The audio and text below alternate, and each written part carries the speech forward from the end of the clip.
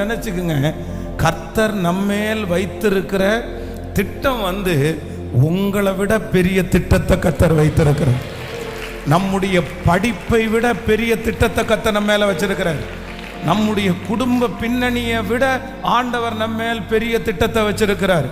நம்முடைய சரீரத்தினுடைய பலத்தை விட பெரிய திட்டத்தை ஆண்டவர் வைத்திருக்கிறார். வேதம் சொல்லுகிறது, தாவீதை பார்க்கும்போது அவங்க எல்லாம் இளைஞனா தான் பார்த்தாங்க, சின்ன பையனா தான் பார்த்தாங்க.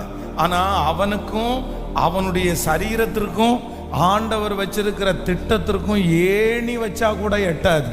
இன்றைக்கு நீங்க ஒன்ன புரிஞ்சு கொள்ளணும், என் மேல கர்த்தர் வச்சிருக்கிற திட்டம் என்னை சார்ந்தது அல்ல, என்னுடைய படிப்பை சார்ந்தது அல்ல, என்னுடைய திறமையை சார்ந்தது அல்ல.